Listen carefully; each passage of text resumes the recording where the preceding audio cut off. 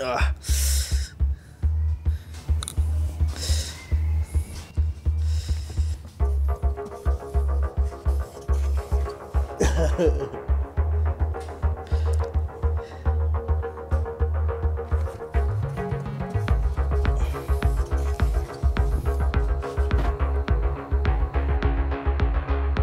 Tapos naiwan mong ganto. Anong mangyayari?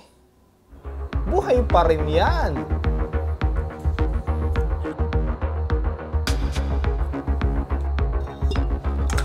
At halimbawa naman, natapunan mo ng tubig. Saan na yung office ko? Spill proof yan. Working pa din yan. Working pa din yan. O, di ba? Kaya ba ng laptop niyo yan? Kung naghanap ka ng laptop ngayong last quarter ng 2025 o kaya sa start ng 2026, itong Asus ExpertBook Series ang isa sa mga pinaka-the best option mo. Disclaimer lang Asus didn't pay me to endorse this laptop. Pinadala lang nila sa akin to review and to test its durability. And they even invited me to their product launch para personally ma-witness on how durable their new sets of ExpertBook Series business laptops. And kita mo naman on that event, I am really impressed on how durable, how powerful, and how reliable these wonderful pieces of tech devices. Like you're holding a tray away from your feet and you're gonna drop it. It's like different experience. Okay. Okay, let's check. Yon. Working pa din. They're still working. Still Thank working. you so much for joining the channel.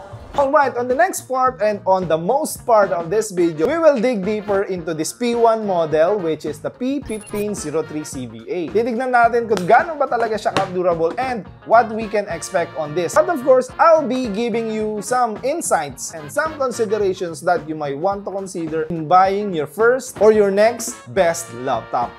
Same logic lang din, first things first, alamin mo muna yung pinaka-paggagamitan mo nito. Pang work ba? Pang school ba? Pang video editing ba? May nag-comment sa akin nung nakaraan, pang aeronautics yata. Siyempre, iba-iba and depende sa gamit yung pinaka-specs niya. Huwag kang bibili ng basta-basta lang dahil lang ito yung tinuro ng friend mo o kaya nung kapitbahay nyo o maski ako, kahit ako yung nagsabi nun, do your own research. I-narrow down mo yung choices mo sa isa o dalawang laptop and then after that, maghanap ka ng mga review ng laptop na yon bago mo talaga siya bilhin. Para ma-discuss nila yung on how the laptop is running, real world scenario, dapat talaga kaya nitong i-deliver yung pinaka-purpose mo kung bakit ka bumili ng laptop. Number 2, first na specifications na dapat mong i-check is yung CPU and RAM. Yung iba akala yung memory yung 1TB na storage, hindi yun yung memory mo. Yung memory yung mataas na dyan yung nakalagay na 64 pero mostly it's just 16GB. Pero kung budget conscious ka, siguro ang may bibigay sa'yo is 8GB to 16. Ang general recommendation ko ngayon is piliin mo yung 16GB pataas. Kung talagang nagtitipid sa budget, baka kaya na yung 8GB pero sana meron pa siyang slot to upgrade in the future. Kaya mas maganda kung 16GB talaga yung pipiliin mo. For the CPU naman, basic task lang talaga yung kaya ng mga Intel i3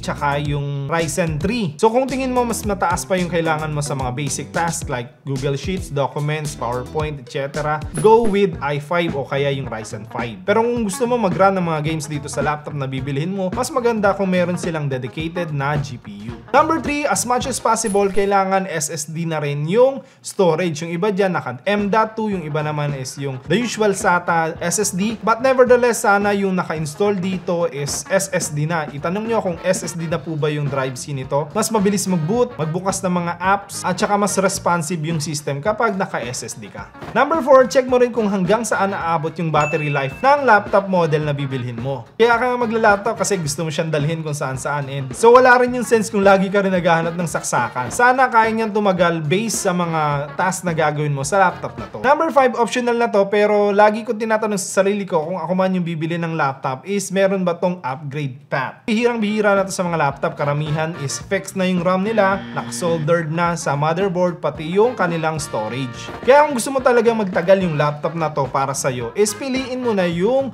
specs na makakapag-deliver agad na task na kailangan mo para dito. Pero kung sakaling may upgrade option yung pipiliin mo, edi mas mabuti kasi nga future-proof na siya. Kakaroon ka ng flexibility para mas may upgrade nga ito and ma-improve yung performance niya kahit matagal na siya. Pero lahat ng general recommendation ko na yan is baliwala kung ang laptop mo ay madali lang din masira. Kaya dyan pasok yung ating ExpertBook laptop kasi sobrang tibay talaga nito.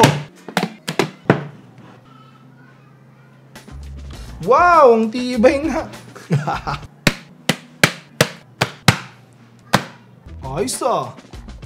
Pagkabukas ko pa lang ng laptop na to, kita mo na agad na hindi siya yung typical na office laptop. Bukod sa upgradable path, may security and reliability pa. These ExpertBooks are military grade certified and passed 20 plus tests across 13 categories. Tulad na lang ng hinge niya na may 50,000 open and close cycles. USB-C port naman niya is tested ng 15,000 connects and disconnect. Yung mga ports niya is reinforced to handle up to 9 kilograms of pressure. Dito sa keyboard niya, it can accommodate up to 10 million keystroke and spill resistant na rin. So this laptop can survive drop, pressure, and spill test all while staying sleek and lightweight. Upon unboxing this laptop, ang una mong mapapansin is kung gaano ka premium right from its look and feel. Minimalist and professional look na may matte finish kaya hindi madaling kapitan ng fingerprint and smudges. Plus, kahit simple ang design, ang ganda pa din tignan sa desk na parang serious business talaga ang datingan. Maganda din at manipis kaya sobrang daling bitbitin kahit saan.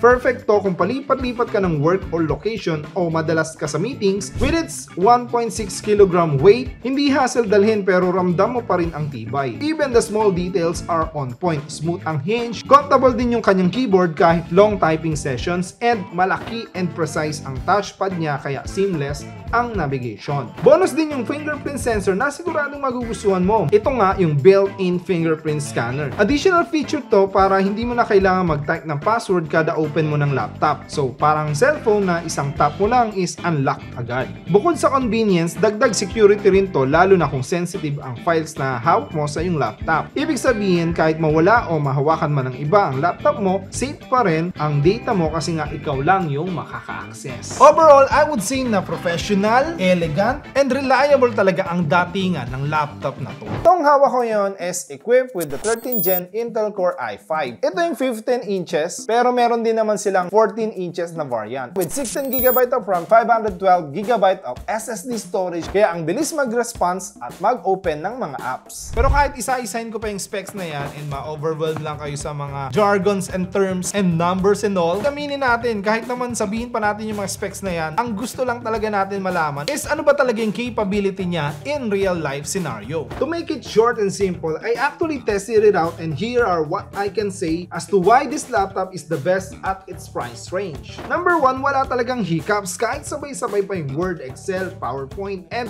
10 Chrome tabs. Kayang-kaya talaga niya. And kaya rin niya yung Zoom and Google Meet online at stable yung connection lagi. Smooth yung video calls kahit meron ka pang ibang ginagawa. Dahil na rin yan sa kanyang stable na Wi-Fi 6 connection. Nice to have din yung boot up in seconds. Walang antay-antay, buksan mo lang and ready na agad sa trabaho o kaya sa klase. And ito pa, ganda ng tunog oh. Nagulat ka ako eh. Akala ko sa cellphone ko tumutunog o kaya doon sa speaker. Dito pala. Asan pa natin? Ewan ko lang kung naririnig nyo. Malayo kasi yung camera ko. Ngayon lang ako napabilib sa speaker ng isang laptop. Kasi parang accurate siya eh. Andito kasi yung mic ko.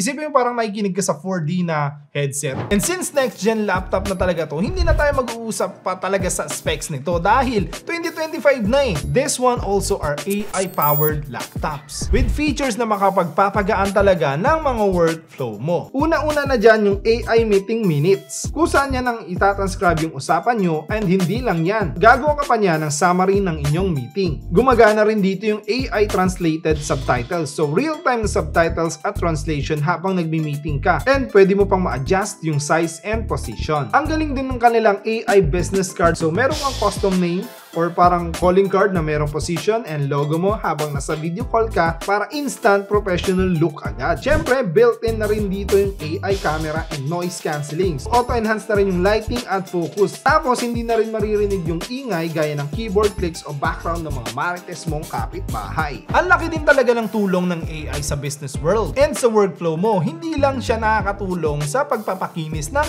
profile pic mo. And we'll continue about the aesthetics of our laptop. Isa talaga sa mapapansin mo agad dito sa ExpertBook na to is ang ganda ng kanyang display. Napaka-vibrant pa rin ng screen niya. So whether you are viewing documents, o kaya video call, o kaya nanonood ka ng Netflix, or nanonood lang din talaga ng content, crisp pa din and detailed ang kanyang visuals. At dahil nga adjustable ang display angle, mas comfortable ka sa kahit anong working position. Perfect to kung palipat-lipat ka ng setup o kaya kung gusto mong i-adjust yung viewing angle para hindi rin sumasakit yung leeg mo kahit mahaba yung oras ng trabaho. Pagdating naman sa keyboard, sobrang sarap din gamitin dahil nga chiclet style keys na comfortable and responsive. Full keyboard nga pala to na may numpads kaya perfect to lalo na kung madalas ka mag-input ng numbers and ideal talaga para sa mga business tasks and spreadsheets. May tamang travel distance din yung keys kaya komportable kahit na long typing sessions. Tahimik din yung keyboard stroke kaya hindi istorbo kung nagtatrabaho ka sa cafe o kaya kahit ikaw ay nasa meeting.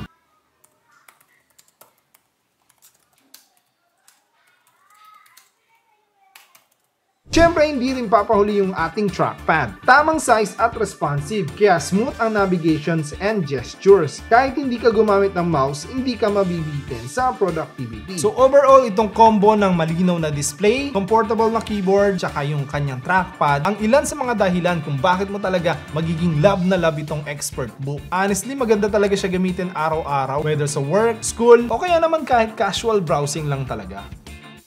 Pagdating naman sa mga ports, yung mga saksakan niya, mahalaga din na alam mo of course kung ano yung mga nandun sa laptop mo para hindi ka malilimitahan sa paggagamitan mo. Pero sa ExpertBook natin, halos kompleto na lahat eh. Meron siyang dalawang Thunderbolt Type-C ports. Ito yung pinaka-powerful na port connection ngayon. Pwede kang mag-connect ng dalawang 4K monitors para sa multi-screen setup. Pwede mo ring i-charge yung laptop o kaya yung ibang devices dito. At syempre pa, super bilis ng file transfer. Perfecto sa mga tulad ko na nagvi-video edit at malalaki yung mga kinakaing files during video shoot. Meron din siyang dalawang USB-A para sa mga flash drive or older devices. Latest HDMI port na may 4K capability para mas mabilis makakonekta sa TV, projector o kaya ay extra monitor. Meron din siyang 3.5 audio jack para sa headphones and mic. At kahit business laptop siya, meron din siyang Ethernet port kung kailangan mo ng stable na wired internet. Lahat ng essential ports ay nandyan na. Plus, may mga latest compatibility pa na ready sa mga modern devices ngayon. At ito unpopular opinion ko sa mga laptop. Mas gusto ko yung built-in camera ng mga laptop kasi mas malinaw siya. And hindi ko na rin kailangan pang mag-setup ng USB kasi meron akong 4 na monitor dun sa may PC ko so hindi ko talaga siya alam kung saan ilalagay. So nahihirapan ako para dun kaya ginagamit ko is yung laptop. And of course, meron ka ring freedom para humanap ng mas magandang background kumpara sa desktop na nakafix lang talaga sa kusina namin.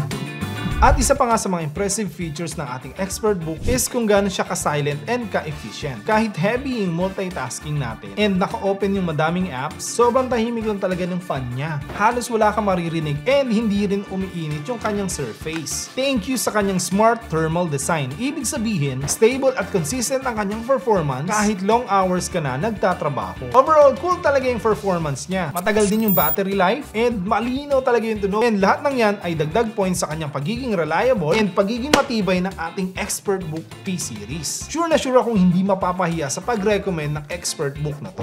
So that's it! After using and testing the Asus ExpertBook P1503CBA, masasabi ko talagang hindi lang siya yung basta-basta laptop na mabibili mo anywhere in the market. This is a complete package na nakadesign talaga for real-world productivity. May premium build and elegant design, malinaw na display, comfortable na keyboard, and responsive trackpad. Tahimik lang and cool kahit heavy usage pa. Mahaba din yung battery life and napakalinaw ng tunog. May AI-powered na camera, perfect for meetings, and packed with smart and business security features. Price at 44,995, wala pang discount voucher yan. You're spending about reliability, performance, and future-ready features na usually ay nasa mas matataas na price range lang ng mga laptop. Kaya kung gusto mo talagang i-level up ang work setup mo at mas maging efficient sa araw-araw na workflow and productivity, itong Asus ExpertBook ang isa sa mga pinaka-solid choice mo talaga ngayon. And kung may tanong ka pa, comment mo lang sa baba. And kung may value naman itong video na to para sa'yo, like mo na tong video and subscribe na rin sa ating channel. And see you on the next video. You know,